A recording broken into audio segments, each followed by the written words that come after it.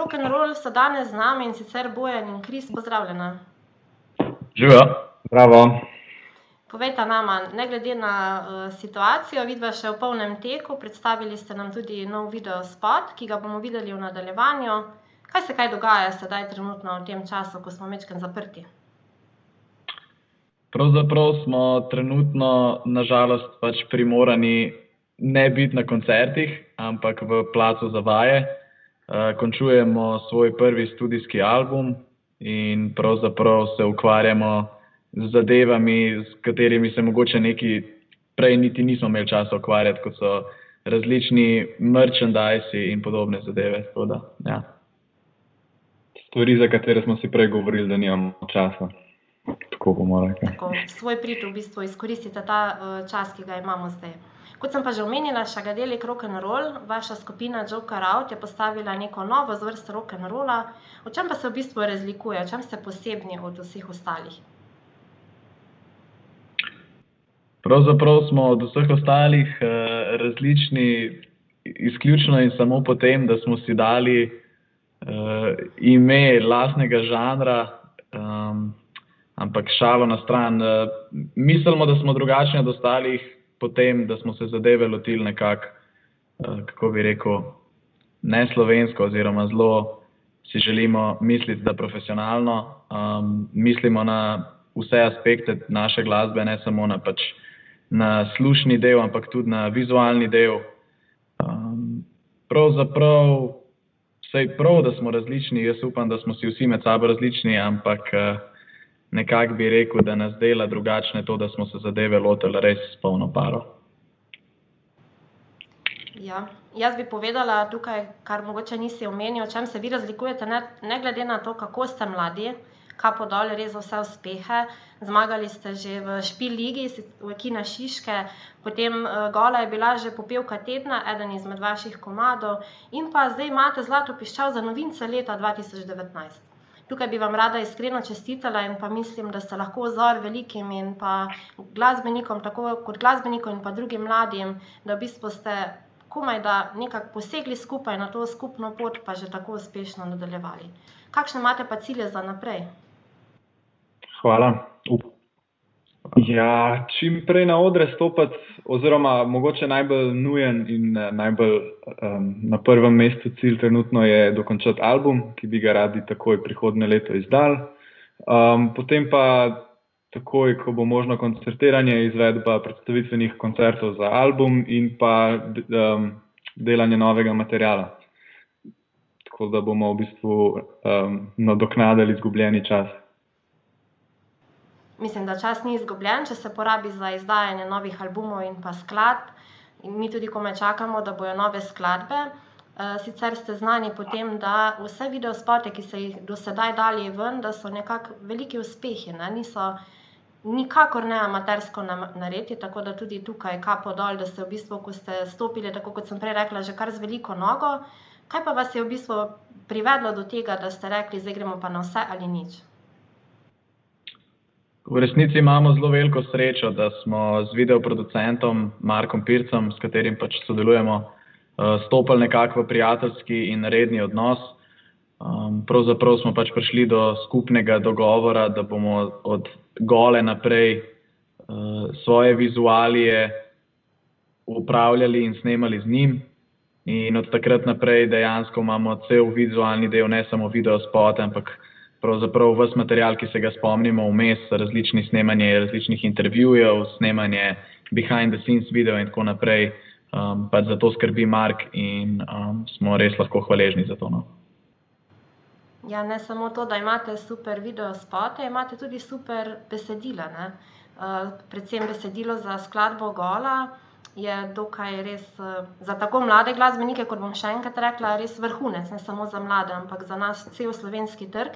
Jaz sem tudi vesela, da so vaše skupine v slovenskem jeziku oziroma skladbe za vaše skupine. Kako pa ste v bistvu prišli do tega, da ste rekli, zdaj bomo pa mi v slovenščini prepevali, ne? Ni veliko mladih, pa sploh ne. V bistvu je po mojem, da če hočeš biti najbolj iskren, sploh v Sloveniji, moraš pač v slovenščini delati svojo glasbo. Sicer ni nič narobe z angleščino, ampak iz naših izkušenj tudi slovenska publika teži prebavi neslovensko glasbo, če ni zdaj od nekih ogromnih tujih izvajalcev, ne? In v bistvu se nekako tudi nek bolj intimen stik s publiko tukaj pojav, kar je ful ključen faktor pri ustvarjanju glasbe.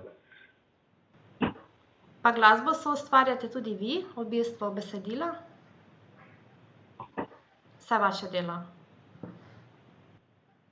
Kako, pardon? Pravim, da glasbo pa tudi vi so ustvarjate. Jaz. Bojan, ti si glavni pisec besedil. Ja, trenutno material, ki ste ga slišali in omenjena gola, so moje avtorsko delo. Tudi Kris se aktivno vključuje v delo in bo tudi nekaj njegovega materiala na albumu. Tako da upamo, da se bova lahko v prihodnosti skupaj razvijala, glede na to, da je najbolj znani dvojec, ta Lennon-McCartney, vplival na naju kot glasbenika in kot avtorja, si želiva enkrat mogoče ustvarjati na tak način, kot sta ona dva, se pravi skupaj. Težke besede, ampak bova probala. Ja, ampak vidva sta zelo talentirana, tudi besedila imajo res zelo globok pomen. Tako pa tudi, kot sem fanica ne le vaših besedil, sem pa tudi vaših videospotov. Ne. V začetku smo si ogledali vaš videospot Vem, da greš. Pripoveduje res sicer romantično, dosti žalostno zgodbico. Lahko se res popelješ kot do nek filmček. Kako pa ste se odločili, da boste pa zdaj naredili ne samo videospot, ampak dejansko neko mini zgodbo, ki nas bo prevzela vse gledalce? V bistvu je bila zgodba za videospot rojena zraven z idejo, da bi ta komad sploh kot single izdajali, oziroma da bi za njega ni bilo tako, da smo imeli prvo komad in da bi pol iz tega se razširili, ampak sta bila tako dve entiteti, ki sta se skupaj prepletli in v eno neko epsko zgodbo zrasli skupaj in v bistvu ni bilo dileme. Vsi smo vedeli, da epski komad mora imeti epsko filmsko zgodbo, se pravi mini film obliko, kot si rekla, in smo hoteli poleteti v vesolje, kaj ne rečem. Vi ste poleteli v vesolje in pa skladbo bo tudi poletela vaša kariera v vesolje, kajti mislim, da kapo dol res za tako veliko vloženega truda, sploh pri slovenskih izvajalcih. Kako dolgo pa v bistvu nastaja takšen videospot? Morda gledalci niso tako seznanjeni s tem, da mi v bistvu tukaj gledamo 3-4 minute, ampak jaz mislim, da za tem stoji kar dosti ur dela. Ja, res je. Videospot se je snemal 5 oziroma 6 delovnih dni in potem je nastopil še proces postprodukcije, ki je pa bil pravzaprav še bolj dolgotrajen, mislim, da okoli 14 dni. Tako da zadeva je trajala 3 tedne do kar slabega meseca dni. No. To je kar nekaj časa, ne, potem za teh par minut, ampak mislim, da se je izplačalo, saj si ga lahko pogledamo znova in se ne naveličamo te romantične zgodbe med dvema prijatelja. V bistvu jaz še zdaj ne vem, ali sta par ali nista par, potem na koncu mislim, da vsak si potem majčkeno lahko svojo zgodbo zaključi v glavi. Kaj pa sedaj? Umazane misli. Nov spot, ki pa je izšel sedaj med karanteno. Rekli ste, zdaj bomo pa posneli majčkeno po svoje oziroma majčkeno tem omejitvam naproti. Kako pa je potekalo to snemanje? Prej ste rekli glih en videospot, kjer vam je vzelo kar nekaj časa in pa priprav. Kako pa je zdaj? Verjetno bolj sproščeno vzdušje. Ja, za umazane misli smo se odločili, da želimo preprost videospot, ki dejansko samo povzame dobro energijo, ki smo jo pač mi čutili med snemanjem in ustvarjanjem in ki jo čutimo med poslušanjem. Snemanje je trajalo samo en dan. Pravzaprav smo imeli srečo, da je pesem taka, da ne zahteva ničesar drugega kot samo to, kar smo na koncu dosegli. Lahko povem, da je snemanje potekalo popolnoma v skladu z vsemi priporočili in varnostnimi smernicami. Tako da ja, v bistvu nismo imeli praktično nobenega plana. Mark je rekel, plešte na svoj komad, bodite kolikor se da sproščeni, butasti, realni, pač pristni, kolikor se da, in to smo tudi pač naredili. Pridružile so se nam tudi punce, ki jih dobro poznamo, kar je na koncu rezultiralo v dobri energiji, ni bilo nobene napetosti med nami. Tako da smo v resnici zelo zadovoljni s produktom. No. Pridružila se vam je tudi Iza. Je bilo to zdaj prvo sodelovanje med vami, da ste naredili nek nov komad. Kako pa je bilo zdaj z ženskim vokalom v vaši skupini? Ja, zelo zanimivo je bilo, pravzaprav smo pesem ustvarjali in imeli načrt o njej že nekaj časa, ki ni vključeval Ize na noben način oziroma kogarkoli kot gosta na komadu. In potem smo v zadnji fazi ugotovili, da manjka nek twist, ki bo obrnil čist pred koncem pesmi poslušalca malo na glavo in ga presenetil. Potem smo prišli nekako do zaključka, da bi radi imeli en ženski vokal, ampak da ne bi radi imeli profesionalne oziroma pevke sploh, ki zna pet. Zato smo se spomnili na mojo sošolko Izo, ki pravzaprav nikoli ni stala pred mikrofonom, ampak ima zelo dobro karizmo in jo je tudi potem pravilno pokazala v studiu in je dosegla točno to, kar smo hoteli, torej podobo dekleta, ki poje pod tušem. In to je to. Profesionalna ali neprofesionalna, zvok ima fantastičen in ravno ujame to vašo energijo, ki v bistvu deluje, kot da sodelujete skupaj že od vsega začetka. Ste sinhroni, dobro skupaj tudi ustvarjate, me pa zanima, kako pa je na koncertih. Imate kaj predvidenega za naprej, kakšni so bili vaši začetki skupaj ustvarjanja na koncertih, kakšni so vaši koncerti? Malo povejte o tem, da vemo, zdaj je tak čas, da enostavno ne moremo iti na koncert, pa bi si radi pričarali tudi malo teh občutkov doma. Ja, edino, kar je trenutno napovedan, so prihodnji oktober 2 predstavitvena koncerta razprodana v Cvetličarni. Letos je bilo bolj malo, ampak kar nastopih radijske hiše Balade 102.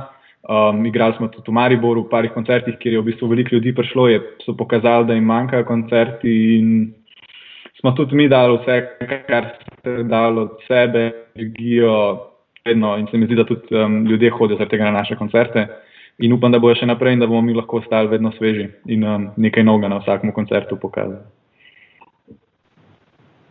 Kaj pa je bil vajen prvi koncert, na katerega sta kadarkoli šla? Prvi koncert oziroma najstarejši spomin, ki ga imam, je koncert 25-letnice Bigfoot mame v Areni Stožice. Res je bil dober koncert, takrat sem bil njihov največji fan in imam zelo tak lep spomin še od tistega koncerta. Super, kaj pa ti, Bojan? Moj prvi koncert je bil pa Bigfoot mama. Moj prvi koncert je bil Bijelo dugme nekje na Hrvaškem na morju. Ne spomnim se kdaj, ne spomnim se kako, ampak vem, da je bilo Bijelo dugme. Pa ste kdaj tako razmislili, kateri bi bil pa glasbenik, s katerim bi pa mogoče vidva lahko stopila na odre oziroma si želita?